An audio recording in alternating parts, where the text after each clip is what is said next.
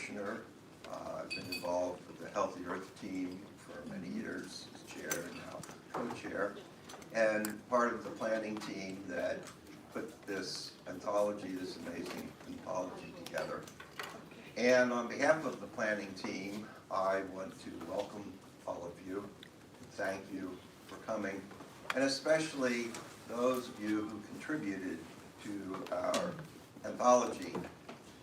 Not everybody who contributed were able to make it, but most of us are here. And so this is a wonderful celebration. And what we are celebrating is our love of the natural world, art, and the late Pope Francis, and the connection between all of those three wonderful things. The late Buddhist monk Thich Nhat Hanh once wrote, "People usually consider walking on water or in thin air a miracle. But I think the real miracle is not to walk either on water or in thin air, but to walk on earth. Every day we are engaged in a miracle which we don't even recognize. A blue sky, white clouds, green leaves, black, curious eyes of a child, our own two eyes. All is a miracle." So we come together today to celebrate the many miracles that we experience every day, particularly in nature and in one another. First of all, I would like, though, to thank the members of our planning team and call them out. And first of all, I want to thank, in particular, Haley Jones and Maggie Keenan, who are Xavier students and have been interns to our Healthy Earth team this past year. And of course, like all young people, they're whizzes with layout and computers and all of that. And so I want to particularly thank the two of you for all your help this past year.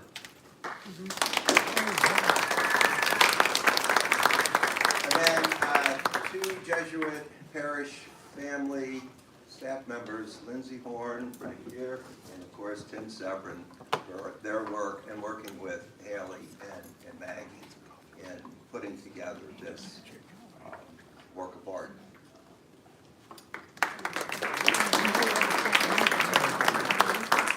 So the members of our planning team that worked for over a year to bring this to where it has come is Rita Pritchard. Where's Rita? There's Rita back there. Michael Sinek, right up here. Samantha Ross Ozma. Where's Samantha? Right here. Myself, and then Laurie Roche. Where's Laurie? Oh, right here. Laurie, I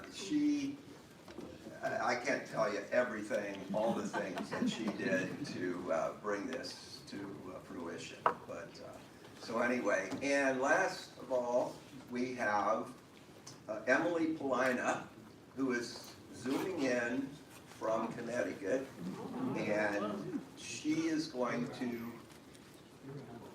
no, she lives in Connecticut, yes, but she teaches in Rhode Island at Providence College, and she wrote a prayer for our anthology, and she will lead us in our opening prayer for our celebration.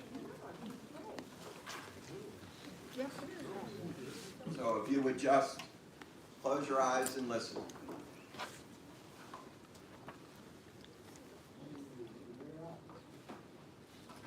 All right. Thank you all for inviting me to do this. Prayer for Hope in Creation. O God, who pledged to be with us always, I search for you and find you as you promised. I hear your voice in the song of the hermit thrush in the woods at the edge of the field. I see your smile in the sunlight, filtered green and gentle through the maple leaves above my head. I feel your gentle hand on my shoulder when the ash twig bends with the wind to reach for me. You laugh in the dance of last year's leaves as the wind twirls them over the stones. You play in the frolics of the skunk kids who gamble through the field at dawn. You dance in the swirl of the maple seeds who ride the gentle breeze to earth. You sing in the wings of the hummingbird, hovering to drink from the trumpet of a flower. Change comes swiftly to your world, O God, and when I grieve for all that has been lost, my feet remember the contours of your familiar hills as I climb them, and in those hills I feel your steadfast strength. And when your rain falls down, brushing gently the trunk of the maple, running softly over my hand to sink into the thirsty roots of my garden, I touch your ever-renewing love. And in my heart, a frond of hope uncurls, expanding by the water of your love, present always with me in the beauty of your world. Amen. Amen. Thank you, Emily. Now I would like to ask Laurie to come up and introduce the next part of our.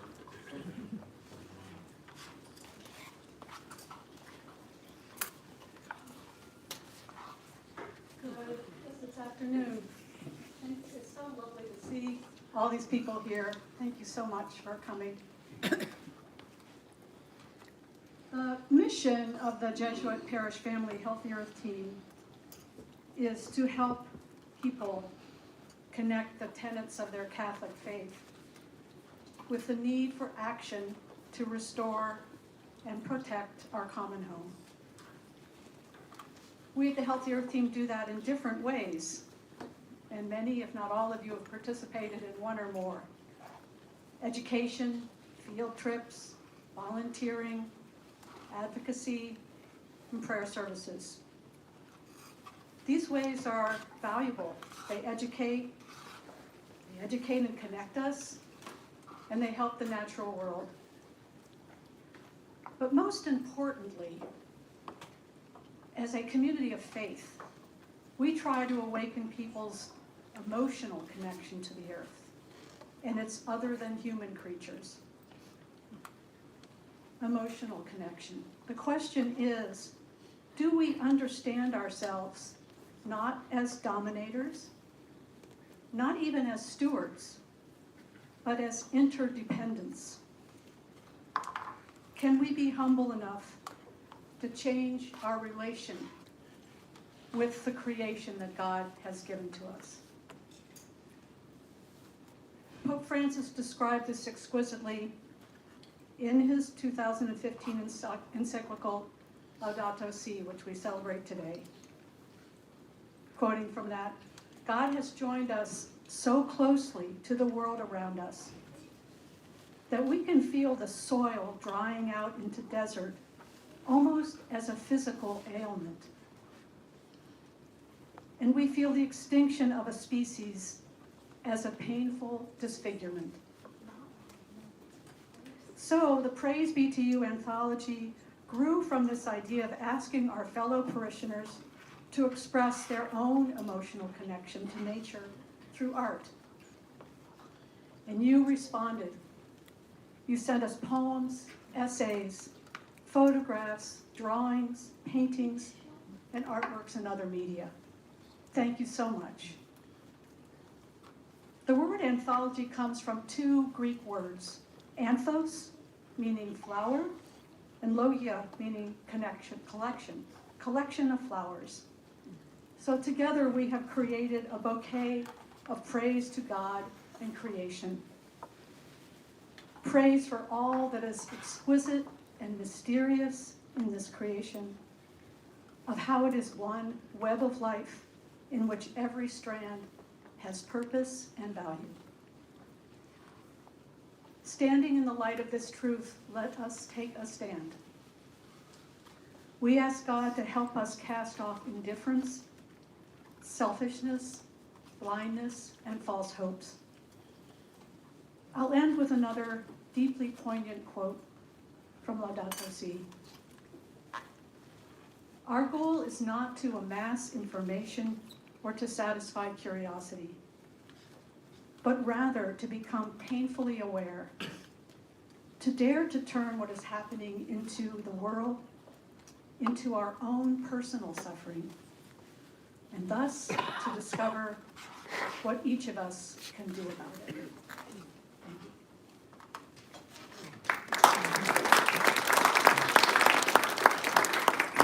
Thank you, Lori.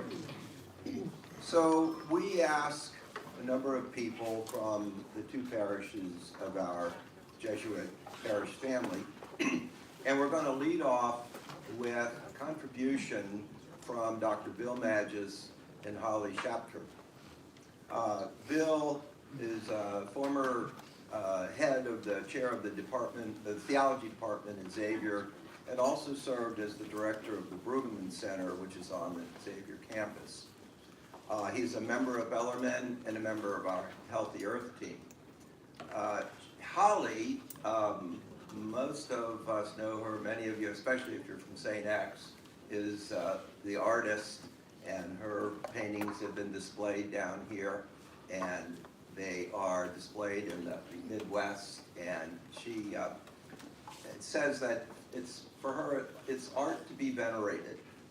Unfortunately, Holly couldn't be with us today, so I'm going to turn this over now to Bill, who's going to make a presentation, the connection of nature and our faith, and show the video that he and Holly put together. Bill.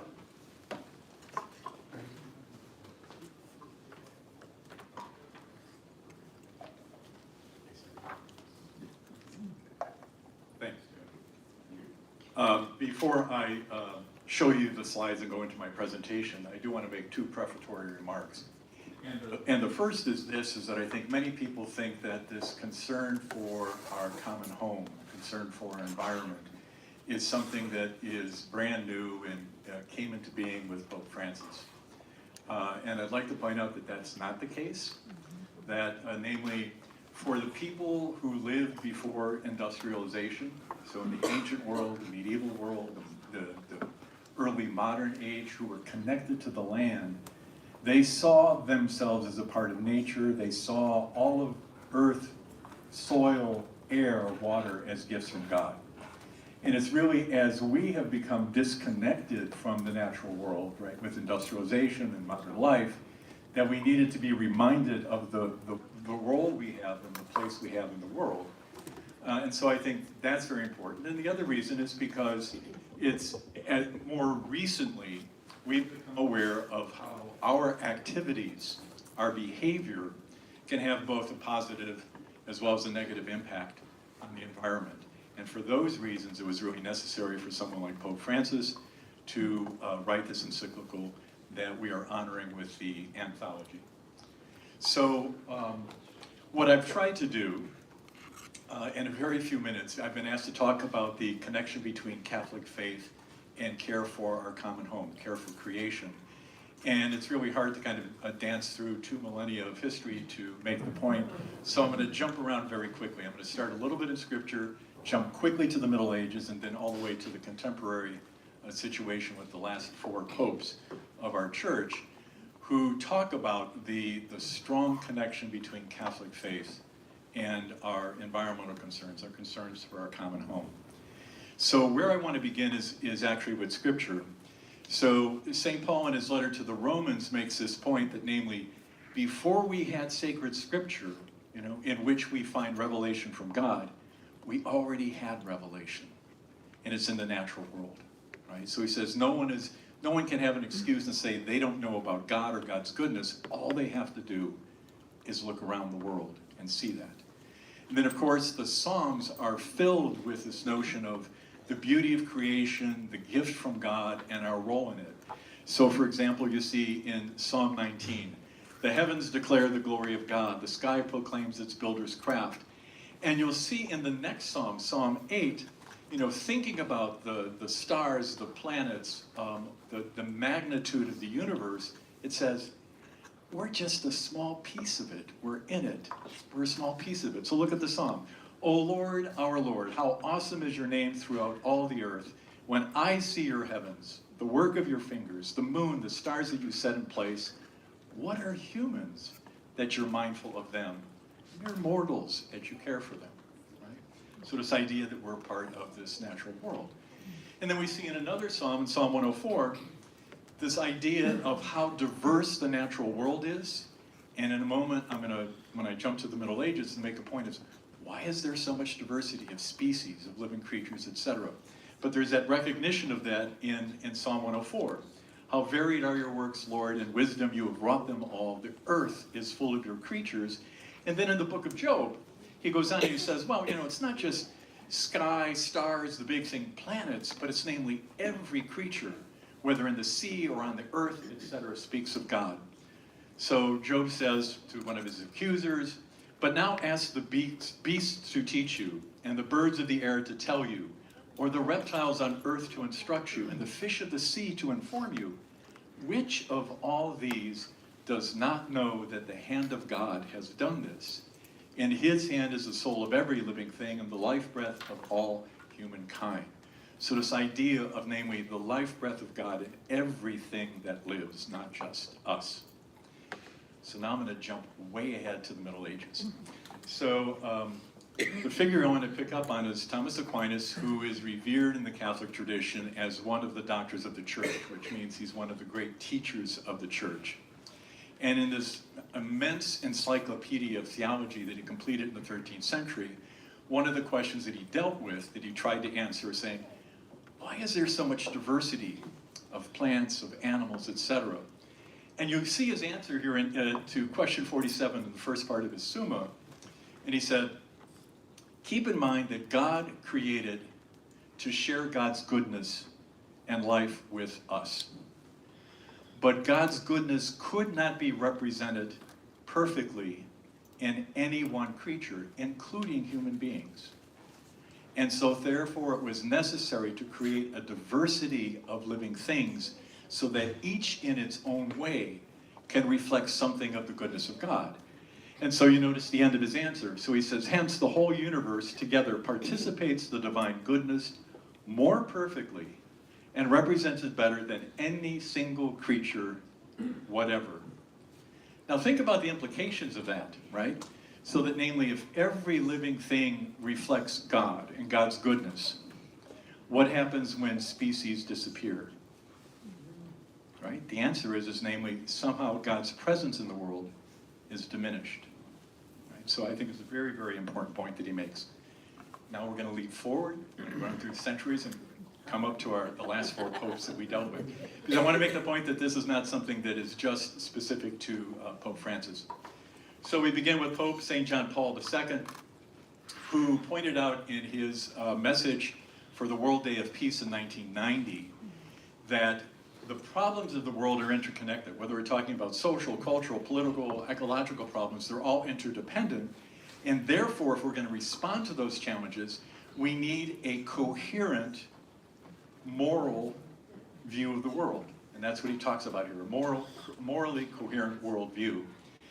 And for Christians, that morally coherent worldview finds its roots in Revelation, and therefore he begins with the story of creation, right? Chapter 1 of Genesis. Everything God creates is good. But then he goes on and makes this point that we as human beings need to recognize that God created an order in the world. And remember, this is his message for the Day of Peace. So what is peace? Not just between and among human beings, but among all of creation, right? To create harmony between and among everything that lives. And so he says, we have a grave responsibility to preserve this order for the well-being of future generations. I wish to repeat that the ecological crisis is a moral issue. And notice the last part that I've highlighted. He says, first, people who are not religious even recognize, if they think about it, that they have an obligation to care for our common home. But especially so Christians, and he writes, Christians in particular realize that their responsibility within creation and their duty towards nature and the Creator are an essential part of faith. Let that sink in. It's not peripheral. It's not secondary. So namely, if you believe in God, you believe in the goodness of creation that God has made, believe that we are a part of it and have a role in it, then namely, care for our common home is not peripheral or secondary.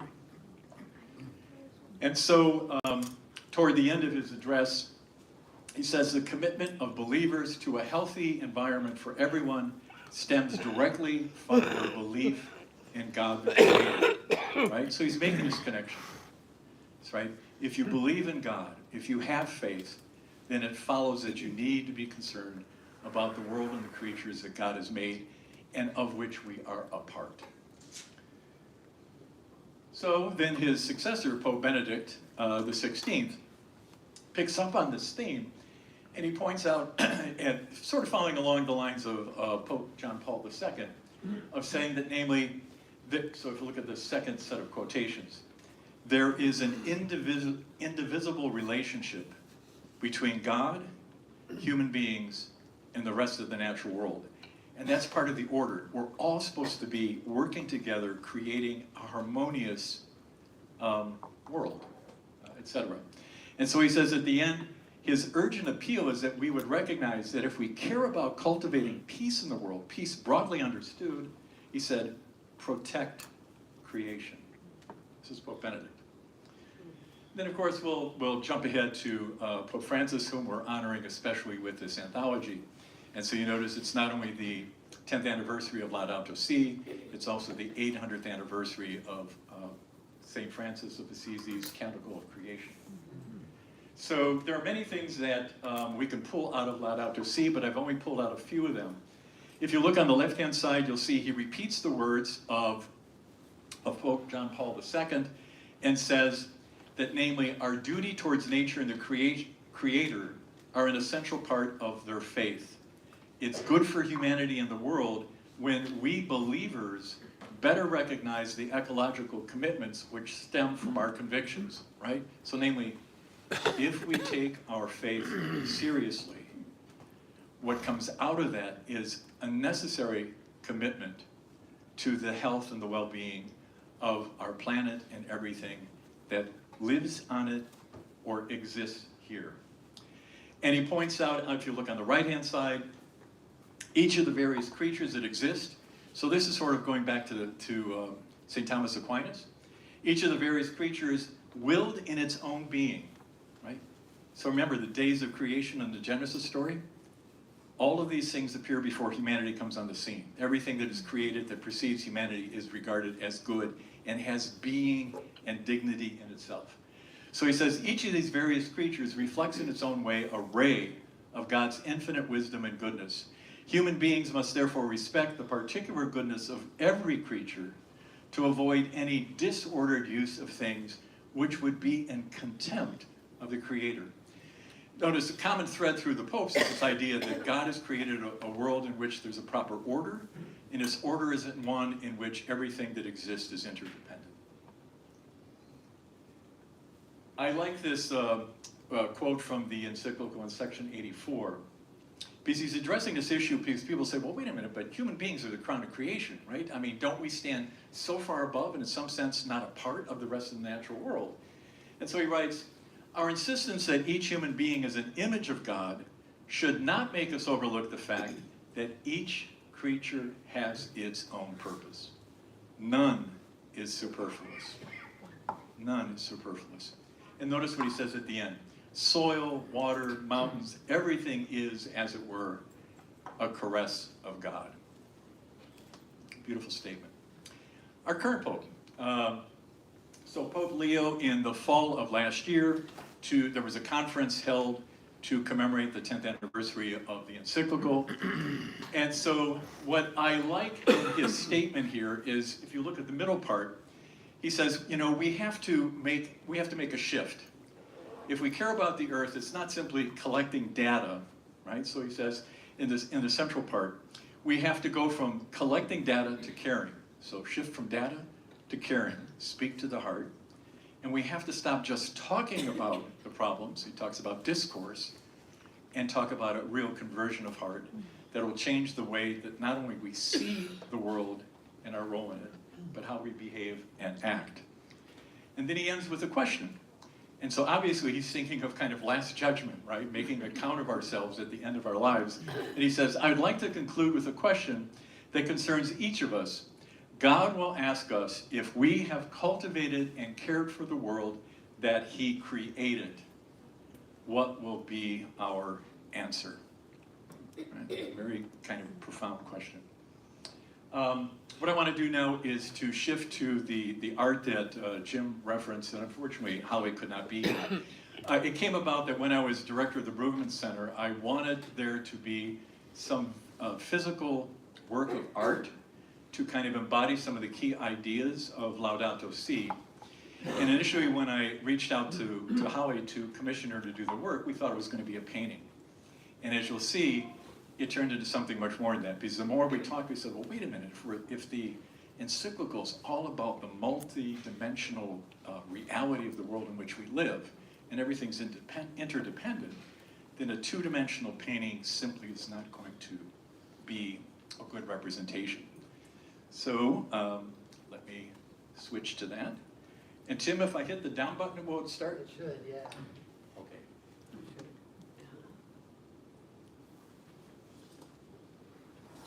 I am Bill Magis, retired theology professor at Xavier University and a member of Bellarmine Chapel.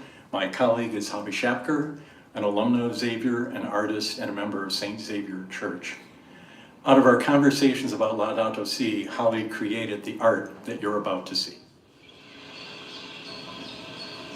Integral ecology sums up the essence of Pope Francis's encyclical. Embedded in this concept are the following key ideas. Each and every creature has its own inherent goodness. Each creature is integral to the well-being of all. Humanity is not separate from the natural world, but is a part of it. These three key ideas are rooted in our understanding of God as Trinity, in which the diverse divine persons are united in one common essence. As images of God, the living organisms of our world are diverse, yet united in and sustained by one common environment. In both cases, the heart of the natural world and the heart of God is interconnected relationships. This installation breaks the fourth dimension in art, inviting you not merely to observe, but to participate in creation's narrative. The interwoven elements represent our primordial relationship with creation. In Genesis, God established harmony between humans and the natural world. This paradise was fractured through original sin, bringing estrangement between humanity and creation. This artwork serves as a threshold to that reconciliation, challenging us to recognize ourselves not as masters of creation, but as its stewards and participants. I commissioned a Ukrainian artist to sculpt tiny bees, these remarkable creatures that pollinate a third of our crops, as symbols of divine mystery and interconnection. The bees remind us of our dependence on even the smallest creatures. So Tim, do I need to do anything? And just push this. So if you actually wanted to see Holly's work, it's in the Brugman Center for Dialogue on Xavier's campus. You actually have to call over there to see if someone's there to open it up. But you will see it kind of in the main conference center there. And you'll be able to hear, if you didn't hear it here, to actually hear the scene of the bird as you're looking at the art installation.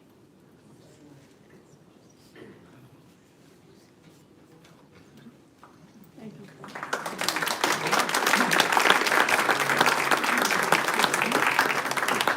Thank you, Bill. Thanks, Holly. So now we are going to hear from a number of our contributors, and we had two families, that is not only the parents but the young ones, to contribute. And the first family I'm going to call up are the Severns, and they would start moving this way. Shahadin, Hannah, Leo, and Tim. Tim, our Director of Sustainability and Social Mission for our Jesuit Parish family, and I will.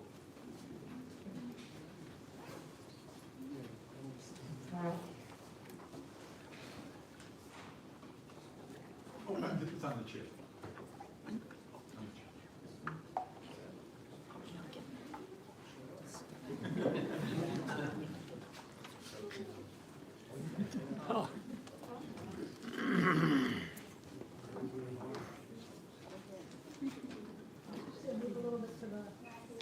Good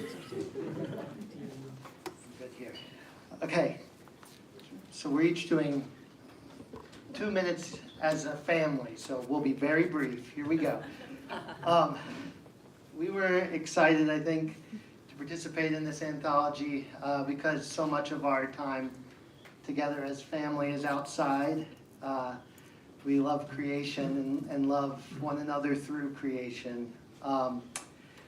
We wanted to find pictures of creation to put into the anthology. I dug back into the kids' art archive and found some from when they were like 5 years old, but they're beautiful and they hang on our walls still, so we were happy to have them. Wrong way. There we go. So I'll let us each share a little bit about it. I made this one for Tim for one of our anniversary gift. So this is us sitting under a tree looking at sunset. It's just a very quiet moment with us and a beautiful memory. So there are many beautiful moments like this in our lives. We love to bring our kids out. I like to see them playing in the nature, have interactions with little animals, and leaves and other stuff. Just the experience that they have is amazing. So that always reminds us like how beautiful and peaceful the world could be.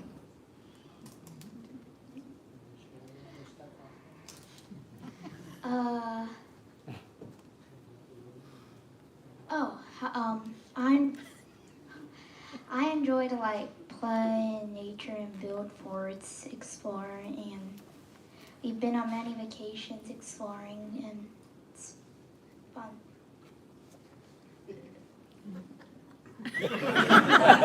Hannah wanted to share that she likes drawing animals and flowers especially, right, Hannah? It's okay. And then I'm the only one who has no artistic skill in our family, so I submitted a picture. I've become enamored by spring ephemerals, which are blooming right now over the next month. So if you aren't aware, Google it. There are dozens of these 2 to 3 inch high flowers in our woods.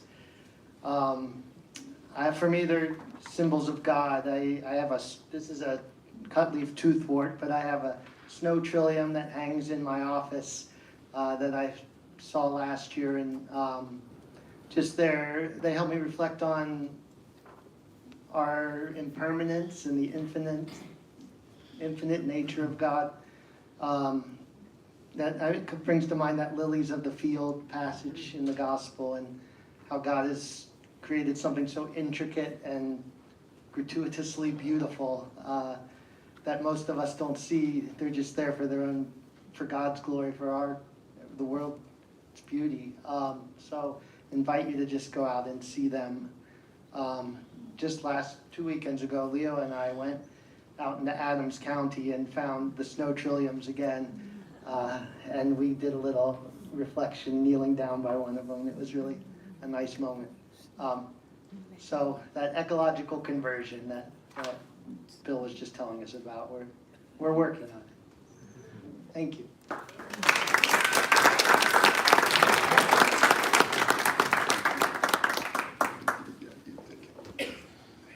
Thank you, Shadu, Hannah, Leo, Tim.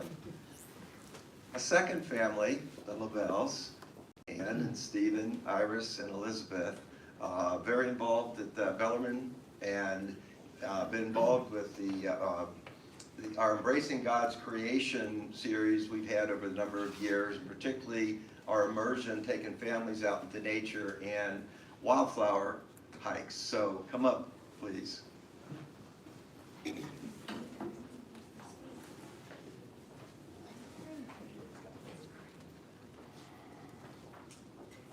Hello, we are the LaBelle Shellwork family. So, here's my glasses.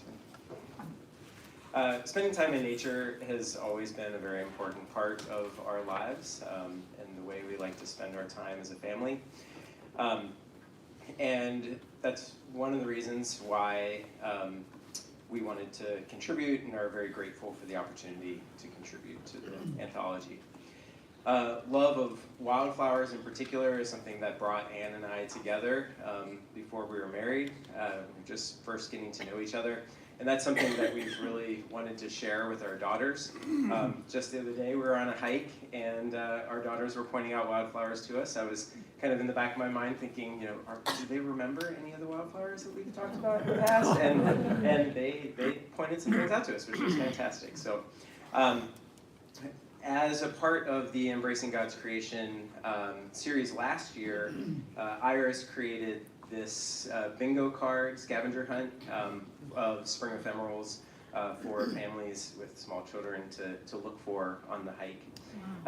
And as part of my contribution, skip ahead, I drew a bloodroot wildflower, which is a rather large ephemeral for Cincinnati area. It's one of the earliest of the spring wildflowers to come up. We actually saw some just yesterday on our hike, and they're just barely peeking up right now. But they're always a sign of hope and new life for me. So.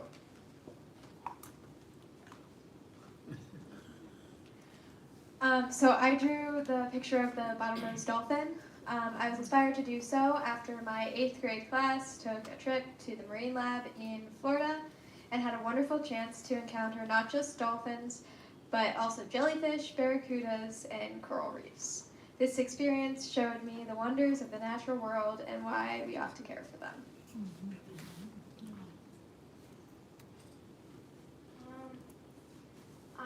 I made the mushroom sculpture for my dad for his birthday because everyone in our family loves nature, but he especially loves mushrooms, and he really likes to point them out to us whenever we see them. Yeah, and one particular memory with mushrooms was it was a really rainy day, and we all went out to look for morels, and we searched everywhere for them, and we couldn't find them until when we were about to give up. I looked down, and at my feet was a really small morel mushroom. And we took it home, split it, and ate it, and it was the best one I've ever had. That's great.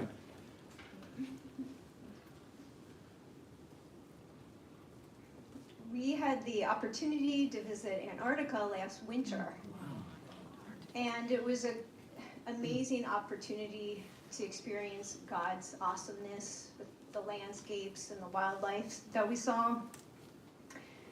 We saw a lot of icebergs when we were in the Southern Ocean, and that number is increasing because the glaciers are breaking up.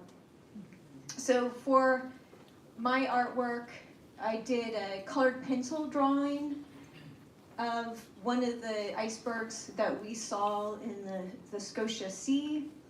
And for me, it's a haunting reminder of the impact of climate change. Thank you. Thank you. Last April, we had a wildflower hike, and Stephen led us. And I don't remember the names of things, so when I saw this bingo card that Iris did, I thought, this is what I need. And I insisted that they bring this, be part of the anthology and bring it. So it's back on the table back there. Thank you all.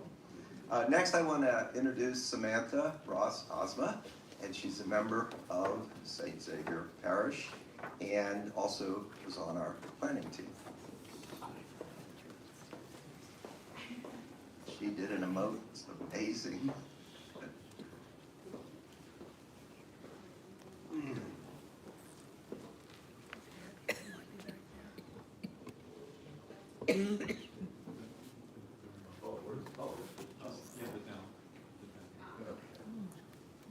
Hello everyone, I'm Samantha, and thank you for letting me say a few words, and thank you to Lori and the whole team for putting this together.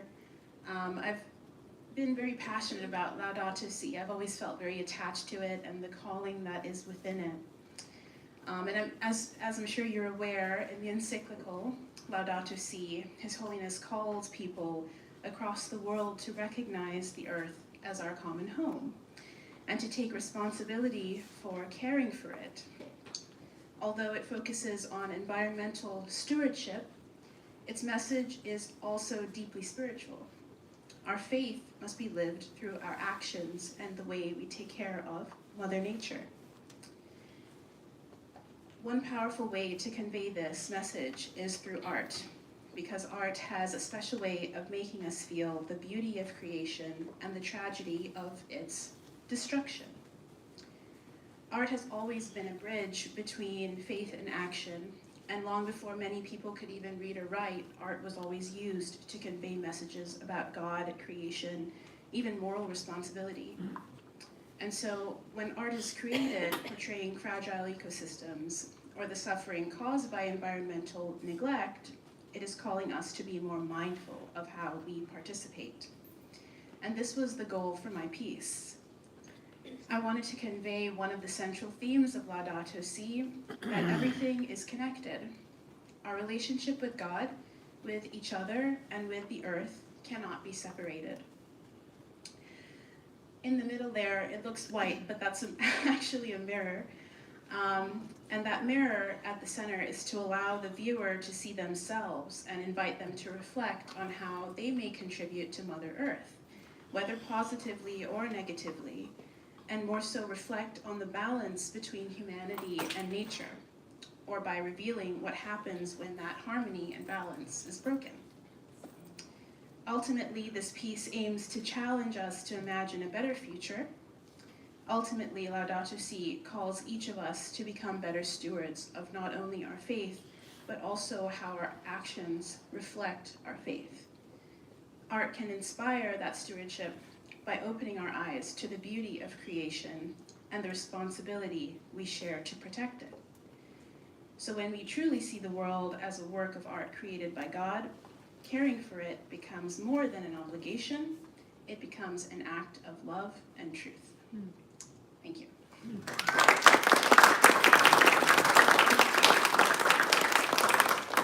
Thank you, Samantha. Next, I'd like to invite Paul Fuchs up. Paul and his wife Maria are members of St. Xavier and also our Healthy Earth team. And Paul and I are now the co-chairs of the Healthy Earth team. The oldest one on the team and the youngest one on the team. Can you guys hear me? No. No, okay, no. Right. Oh, that's right. All right, cool. We jump to the next one here. All right, so I wrote a piece in the Be To You Anthology about what remains, the natural places on planet Earth that are largely the ones that are under protection from federal or local jurisdictions, governments, a couple of which are pictured here. And the reason I chose to write about this was I didn't have the privilege, unlike many of you here, to grow up surrounded by nature or doing a lot in nature. I grew up in a cookie cutter suburb that didn't have much in the way of trees or woods, that was the product of plowing down a forest that used to exist and putting a bunch of inefficiently spaced houses in driveways and whatever. And it wasn't until halfway through college, 2018, when I went to Yosemite for the first time. And if you haven't been to Yosemite, you're missing out. But when I went there, it blew me away for all the obvious reasons. The massive waterfalls, massive rock faces, crazy huge pine trees that are bigger than anything that you see out here in the Midwest.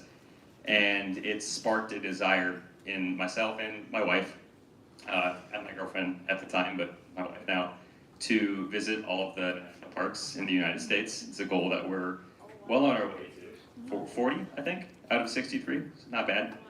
And it's been a really cool journey, not only for the surface level part of it, seeing all these really beautiful places, going on these cool hikes, doing these cool things, but over time, I was able to develop an appreciation for how all of these unique ecosystems, unique places work together, right? and how all of these places, whether we realize it or not, affect our lives and affect the, is there something wrong with the microphone? Okay, I thought it was. Is that one better? Yeah. Okay, cool, thanks, sorry. All these different ecosystems, all these different places protected by laws, regulations, whether you realize it or not, most of these places, all of these places, contribute to the world that we see, the world that we live in, right? And the more of these places I went to, the more I realized that. And some places like Yosemite, for example, Yosemite Glacier, some of the more exciting national parks, is obvious, right? You go to these places, it makes sense. Other places, maybe it's not as obvious. One place I wrote about in this piece in the anthology was Indiana Dunes, which to many people is one of the worst national parks. I used to be one of those people, but in recent years I gained an appreciation for the level of biodiversity, the breeding ground that it creates for these amazing plant species, birds from all over the country that migrate through there and mate there, and it's a beautiful thing. So my piece here is just a reflection on the places that do remain, the natural places that we have that we can go and enjoy, both on a surface level and on a deeper level. And it's those places, both national parks and other places like, which was another thing I talked about a little bit in this piece, that bring me close to God, and is where I feel the strongest spiritual connection to kind of the world around us and the creation that we've been so fortunate to, that we are so fortunate to still be able to enjoy on some level, even if it's not the way the world once was. So, thank you. Thank you, Paul.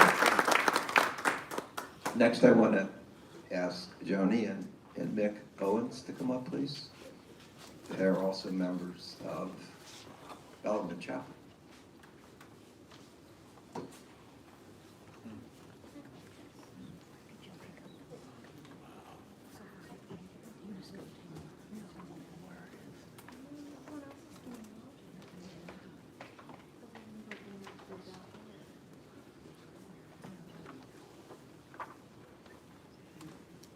Hello, I'm Joni, this is Mick.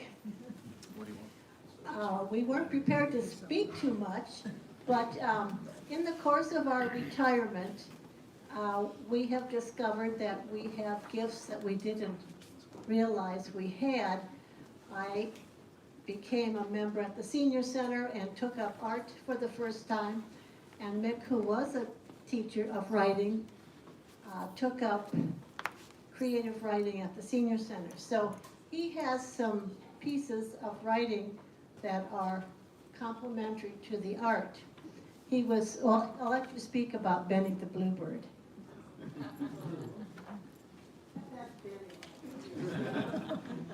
So one of our assignments at the Writing Center was to write about a bird. So we all love birds, especially this time of the year when we're hearing them or chirping back to us. One of the birds that has always given me delight is the bluebird. The color that is just stunning, the brilliance. So I chose the bluebird to write about it. I like to play golf. I'm not very good, but I like to play because half of the time I do better by just looking where I am. Mm-hmm. And one of the delights on a golf course is about 150 yards out from the green are some birdhouses that tell you how far you have to go. Bluebird houses. So this, I personified this bluebird, called him Benny, and it's his story. You have to read about it. The other piece, Joni just has a beautiful painting, which she'll tell you a little bit about. Well, Mick was on retreat one weekend, and while he was gone, I thought, well, I'll paint him a bluebird to go with his story. So when he got home from retreat, this little bluebird was sitting on his desk, which was kind of fun to pair the two. The other painting is a copycat of Georgia O'Keeffe. Has a painting somewhat of that nature. And as a new painter, I wanted to learn the art of blending the colors And so that's why I chose that and painted that, and it's been one of my favorite pieces that I've painted. But in terms of the responding to nature, I really appreciated hearing the words that connect to theology. And as a child, my parents always made it a point to take us to nature. Growing up in Minnesota, there was wonderful nature everywhere you looked. And so it was a gift to me from my parents to take us to nature, and then a gift that we wanted to give to our children and grandchildren. But what I appreciate today is the theology and the philosophy and how it all comes together so much. It's of so many of you here. I think that's good. Thank you. Just one little thought on Giorgio painting. I have a poem further in the book next to this picture. It's called This Moment. And what it takes sometimes to pause, to look, to notice, and to take in the beauty of God's creation. So that second poem is just called This Moment. Thank you. Thank you, Jeremy. Thank you, Nick. Next, I want to invite Mark Manecki. Mark is a member of the St. Xavier Church and also a member of our Healthy Earth team. Thank you. I am blown away by the artistic skills of this group. Everyone that has popped up, as the table can attest to, I'm like, wow, absolutely spectacular. Question for the group, other than Paul, how many folks have been to, in this case, Yellowstone National Park? Yes, that is awesome. That is absolutely fantastic. Paul, have you been to Yellowstone? No. That was my good lead in. I've been to 40 Yellowstone Grand Teton, I've still not been to. Working around your way around. Oh, I know. I will tell you, I'm a huge fan of St. Ignatius, who has talked about finding God in all things, right? And I've often translated that as finding God in small things. This ain't small things. I was blown away the first time that the family and I, so this is 2016, 2017, went to Yellowstone, the first of many. There was a great opportunity that the government said, hey, for every child that's in 4th grade, you get to get into a national park for free, right? That's a great deal. And it came with a couple of flights and hotels, a week long, et cetera, et cetera, et cetera. But we got in for free, which was great. Loved it. But what we saw, and unfortunately, I don't think these do the justice of, as you know, of that park. The grandeur of the park, seeing God's beauty explode in front of you, where you don't see people, you don't see buildings, and it's quiet. A couple of the things that you see, these were early morning trips that we had taken. The focus had been to go out and look for wildlife, to be, starting very early in the morning, watching a geyser when you're the only person there. And you're the only person that gets to see that. That's amazing. I don't know how many times, Jennifer, we stopped the first time we saw bison. So this is not finding God in small things. This is finding God in enormous things, bigger than the automobile that we had. And the first time we saw one, we stopped and we took a picture. And then the next time, and the next time, and the next time. And then you realize there's a lot of bison. A lot of bison. But then you step back and you realize, yeah, Yellowstone's big, crossing 3 states. Granted, they're big states, right? Idaho, Montana, and Wyoming are large states. But that's where these bison are. They were all over North America. Have you seen a bison in your backyard recently? I haven't. I think it would be kind of cool for a while. But you start to realize what we had, and what's one lone bison. By the way, the rest of the herd went the other direction, and he just proceeded to walk along and eat, and we were fascinated just watching this enormous automobile-sized, SUV-sized animal slowly walk, slowly eat. and enjoy the day. And it gave us really a different perspective on life. And that translated to 2 sons that now live in Montana. Both have gone to school in Montana. One's graduated and lives there. The other is a sophomore and stayed there. And it started with this. Huge, huge impact for our family.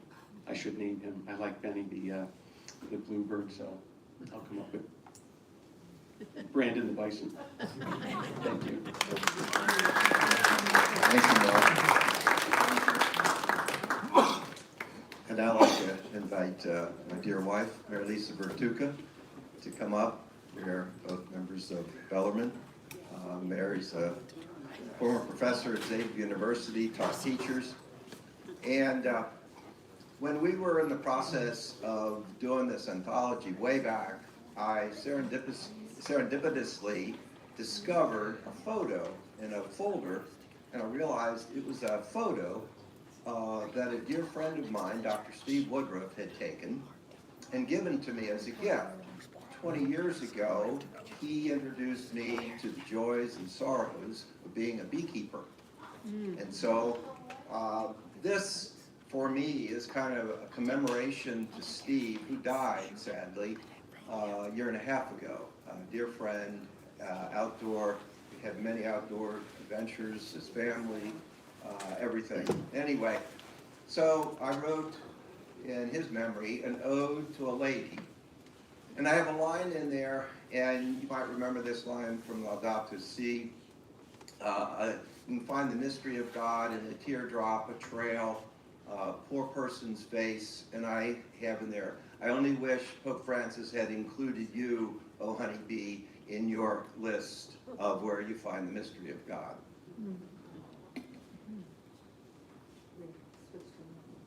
Oh, there we go.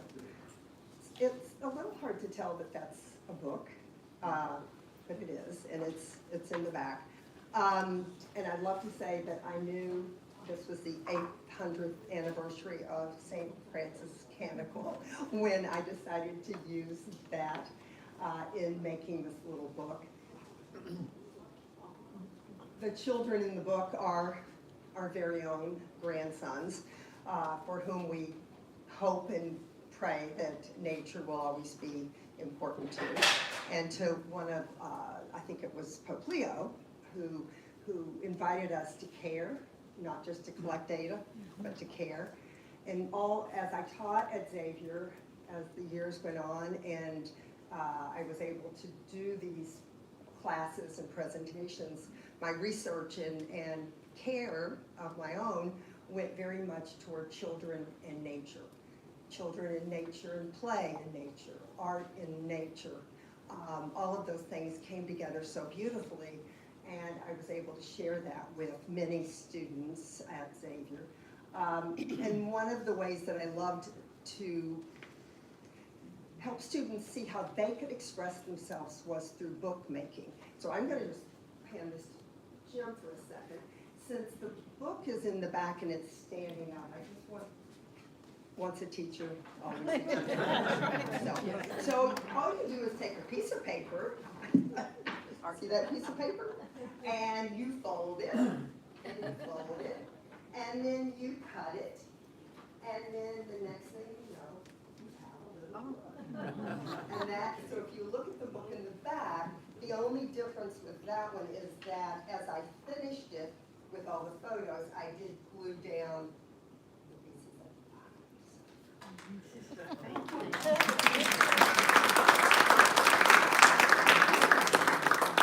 Thank you, Mary Lisa.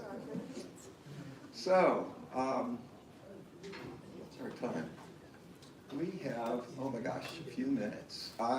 Before we end with our final prayer, I'd just like to, anybody have any brief comments, the impact, any thoughts of going through this experience?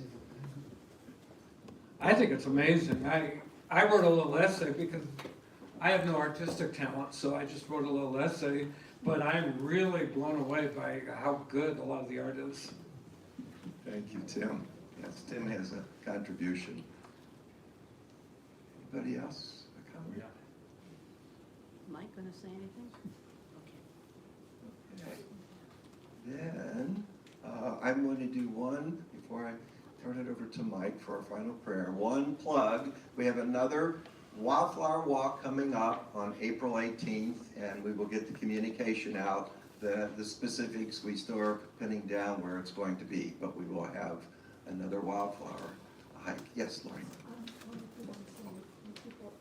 Oh. Okay, so everyone who contributed will get a copy for your very own. And there's some back there, so if you contributed, please take one.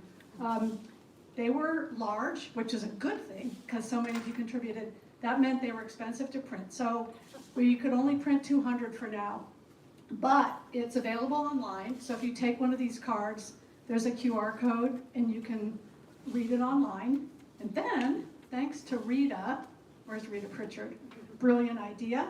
Little mini library is going to be at here and also at Bellarmine. Mini library meaning we'll have some copies of it available, plus the card.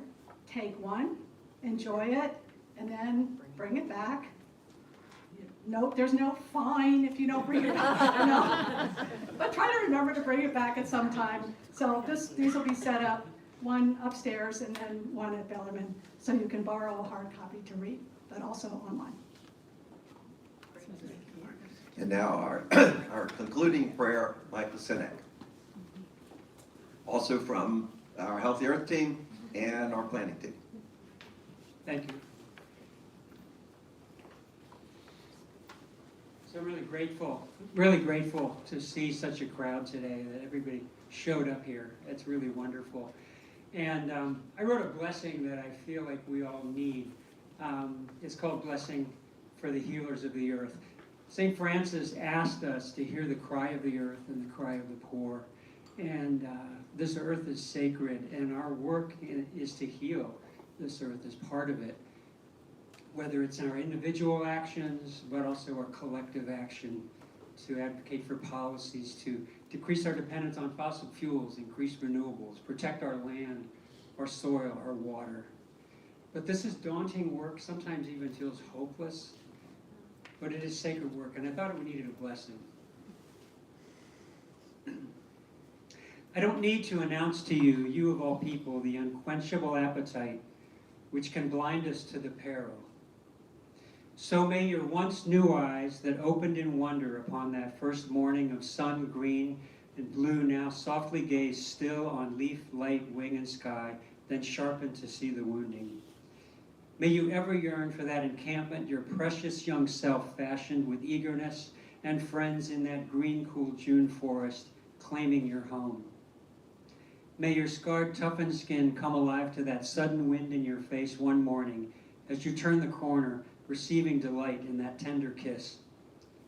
May your being absorb that November breeze and sun, swirling your soul clean and warming your blood. One clear summer night, free of city lights, may you look skyward in awe of that great love, that heart which birthed stone and star, seeding everything you may know, imagine, and more. May you feel in your bones that you are kin with feather, fin, claw, fungi, blade, wave, and stone, particles present at the ancient birth, attracting, connecting, transforming, becoming the now and not yet. May you graciously and gratefully receive your gifts, the air of life, wondrous beauty, spirit in the wind, green grace, pure light, crystalline water, fruit of the earth's maternal care.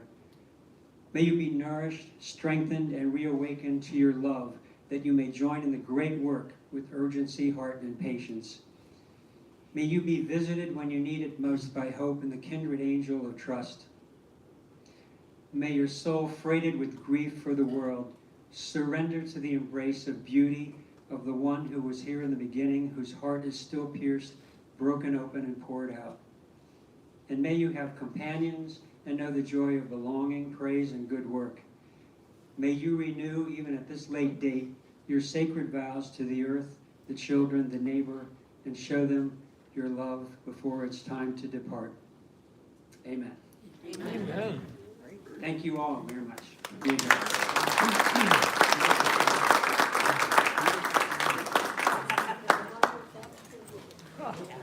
looks like mango.